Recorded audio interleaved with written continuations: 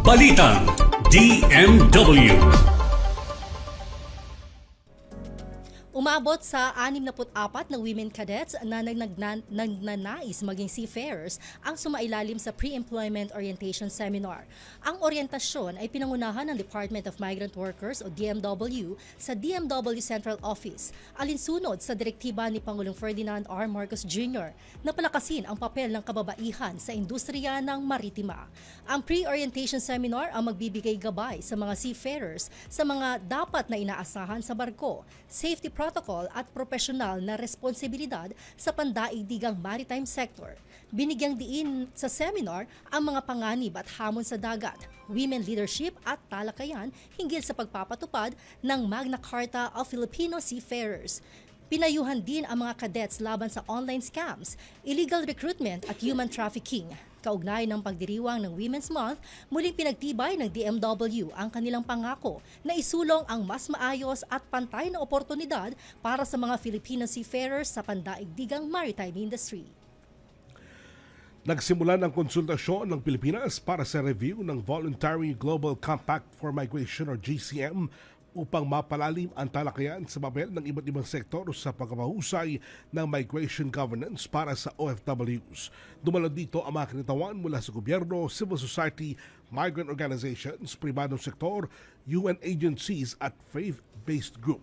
Binanggit ng mga tagapagsalita ang kahalagahan ng kooperasyon at pagbabahagi ng pananaw upang masiguro na ang mga pulisiya ay tumutugon sa pangangailangan ng mga OFW. Ang GCM review ay isa hakbang upang mapalakas ang responsible migration management ng Pilipinas.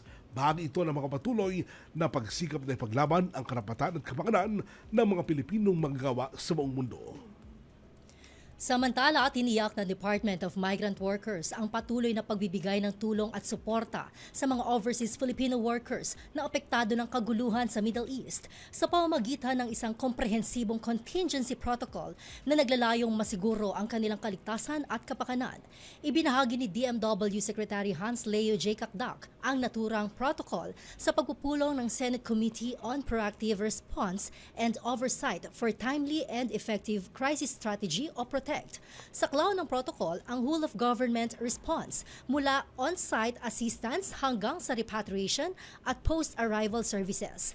Kabilang dito ang pansamantalang tirahan, pagkain at pangunahing pangangailangan, medical at psychosocial support, tulong pinansyal at transport services, kabilang ang land crossings patungo sa fly-out points para sa repatriation. Batay sa tala ng DMW, 16,660 OFWs ang nakatanggap ng on-site assistance habang 2,630 OFWs at kanilang dependents ang ligtas nang nakabalik sa Pilipinas sa ilalim ng repatriation efforts ng pamahalaan.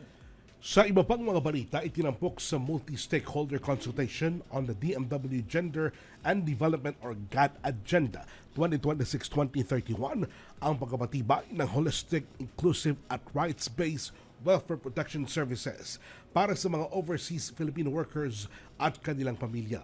Binigyan diin ni Undersecretary Dominic Rubia Tutay ang kahalagahan ng responsive at equitable access sa mga serbisyo para sa OFWs, lalo na ang pagbibigay na agarang tulong at suporta sa mga distressed at vulnerable OFWs sa panahon ng crisis o emergency. Kabilang sa mga social partners na nagbigay ng kanilang pananaw at rekomendasyon ng OFW Family Circle mula Quezon City, Employers Confederation of the Philippines o ECO, Philippine Association of Service Exporters Incorporated, Center for Migrant Advocacy, Pinay Care Workers Transitional, International Organization for Migration Philippines, Life Haven Center for Independent Living at Federation of Free Workers. Layo ng konsultasyon na tiyakin na ang programa ng DMW ay tumutugon sa gender-responsive needs ng